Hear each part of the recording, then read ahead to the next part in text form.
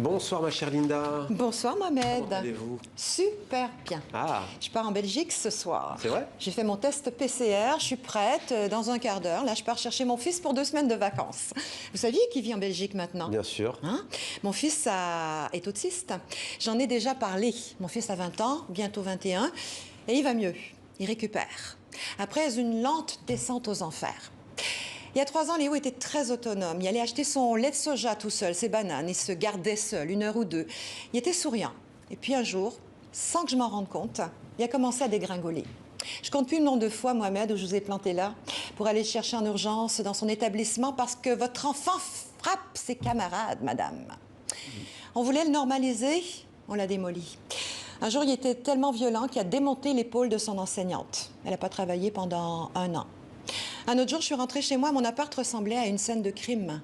Du sang sur les murs, des touffes de cheveux par terre, des morceaux de plainte cassés. Son éducatrice battue, en état de choc. Et lui, tranquille, assis dans la cuisine, prenait son goûter.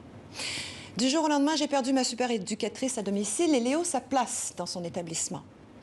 À l'époque, ça faisait quoi? Ça faisait 1 an qu'on cherchait un lieu adapté pour lui, mais en France, désolée de vous dire ça, Monsieur Macron, mais en France, les autistes dérangent.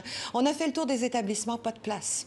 Alors, comme beaucoup de parents, on est allé voir en Belgique. On a visité des prisons pour autistes, des usines à français aussi, et puis on a trouvé.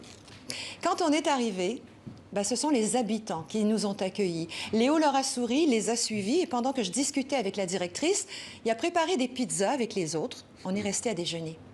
En Belgique, le handicap est le bienvenu. Je me suis battue pendant 1 an pour avoir le financement. Aujourd'hui, c'est la France qui paye plus de 5 000 € par mois à la Belgique pour qu'elle accompagne mon fils. 60 000 € par an pour une personne. Pourquoi est-ce qu'on ne fait pas de la formation avec ça? Pourquoi est-ce qu'on ne crée pas des places? Aujourd'hui, je suis obligée de faire 400 km et de traverser une frontière pour aller voir mon fils. Mais ça ne me dérange pas parce qu'il est bien là-bas. Il avait tout perdu quand il est arrivé. Motricité, autonomie, il était redevenu un bébé.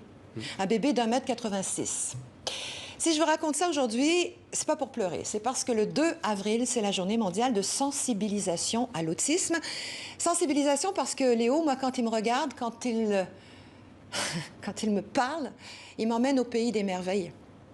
Sensibilisation parce que tout seul, nous, les parents, on ne peut pas tout faire. On a besoin d'aide, d'accompagnement, de place à l'école, d'emploi, de lieux d'accueil pour les adultes autistes. On a besoin de vous.